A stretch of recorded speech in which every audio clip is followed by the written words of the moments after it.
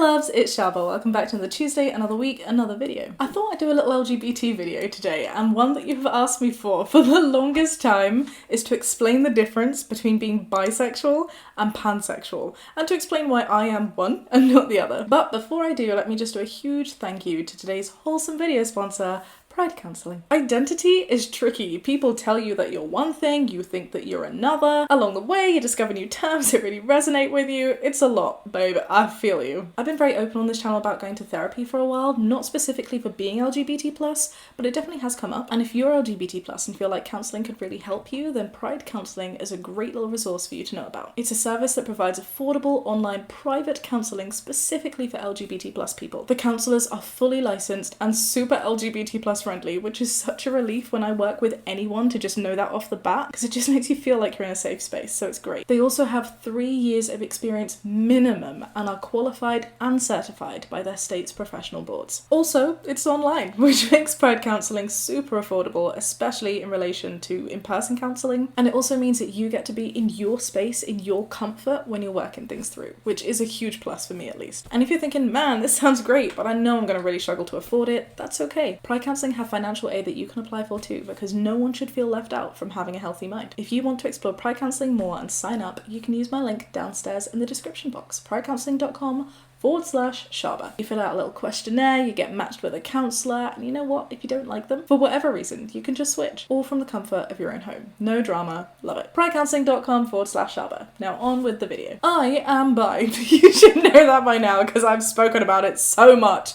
on this channel. But for years, I've had people tell me, but you're not though, are you? And there are 3 reasons why people try and tell me that I'm not bisexual.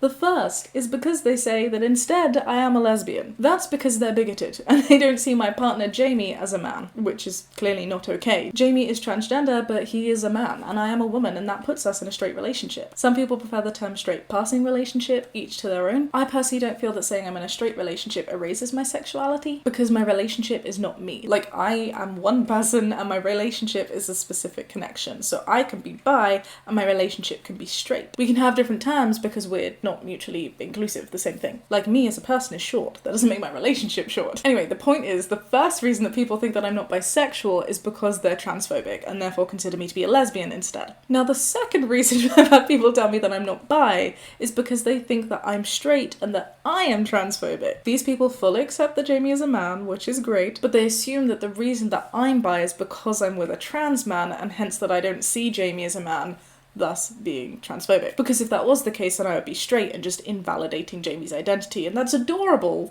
That's not adorable. The way that these people are thinking is adorable, because they're really trying to protect Jamie. But it's also wrong. My bisexual identity has nothing to do with Jamie. It's purely based on the fact that I like women. I think women are hot, and I think men are hot too. If I wasn't with Jamie, I'd be open to dating men and women. I happen to be in a relationship right now with a man, yes, but I'm still bi for reasons that are not to do with this specific man. Now, the third and final reason that people tell me that I am not bi is because they think that I should be pan, or pansexual.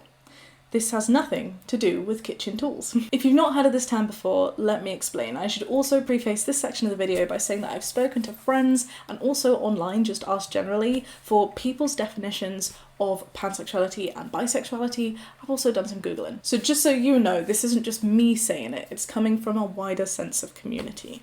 But here is a brief summary of what I found. Firstly, in terms of bisexuality itself seems to have 2 very common meanings. Do you ever feel like you're just the complicated one, like all the time? I always feel that way. Even if I'm just going in to a shop to buy something simple, something will happen. Like if I'm doing a refund, the refund's always complicated, management needs to get involved, blah, blah, blah, blah, blah. I'm not a Karen, just saying things always find their way of being complicated. And I feel like that's the same with bisexuality. It's not simple, it's not easy, it has multiple definitions, it has to be the confusing one, but it's fine. The first meaning of bisexuality, its lingual roots means every 2 or twice. And that alone is complicated because, like, with things like bikes, for example, it's pretty simple. Bicycle, 2 wheels on a bicycle. But then if you think of bi in the terms of calendars, if someone says bi-weekly, that can either mean twice a week or once every 2 weeks. Complicated. Just accept it. What I found from the community is a lot of people who identify as bisexual recognize the term to mean two or more, or in other words, more than one. Now that definition doesn't work with bikes, right? Because a bike with 3 wheels is called a tricycle, 4 wheels is a quad bike, yada yada. But in terms of sexuality, and in a world with not only men and women,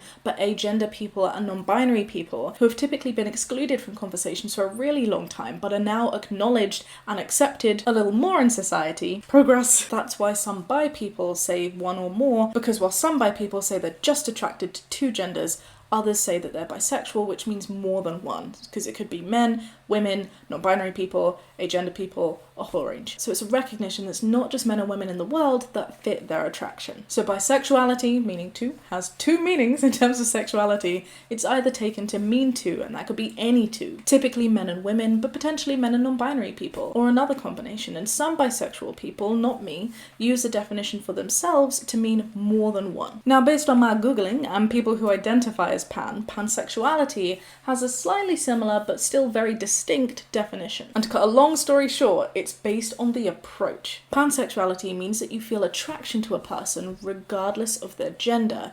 The attraction is based on personality first and foremost. So if you take a straight person, right, a straight woman would only be attracted to men. That doesn't mean that they don't care about personality. It means that they'll only consider personality on an attractive level within groups of men. A woman could have the exact perfect personality type for this straight woman, but the straight woman wouldn't be attracted to this woman because that personality is attached to a woman and not a man, but a straight woman is only attracted to men.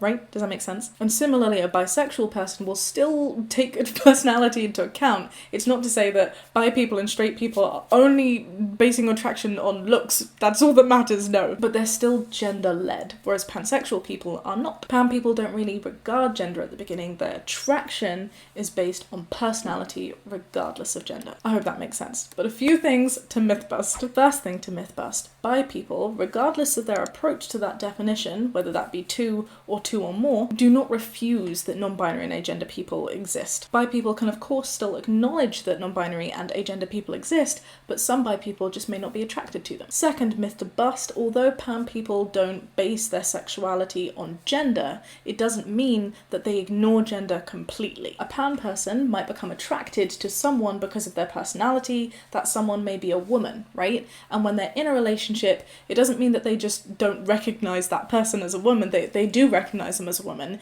It's just the fact that they're a woman is not what they were initially attracted to. And the third myth to bust is none of this means that bi and pan people are attracted to literally every single person that they see just because their, pool of who they're attracted to is larger. Just like a straight woman who's only attracted to men won't, walk out her front door and become instantly attracted and want to have sex or a relationship with every single man that she sees, right? It just means that the pools of people that bi and pan people may be attracted to are typically larger than that of a straight person, because those pools will just encompass more identities. So there's definitely a big sense of overlap between bi and pan sexualities. Say that there are 3 really beautiful people, a non-binary person, a woman, and a man. A pan person may meet all 3 of them and be like, you know what, I don't vibe with any of them because I just don't feel personality-wise that they're for me. Or alternatively, a pan person may meet all 3 people and be like, whoa, I'm attracted to all of them because they're all just such amazing personalities. Meanwhile, a bi person may only be attracted to men and women, and therefore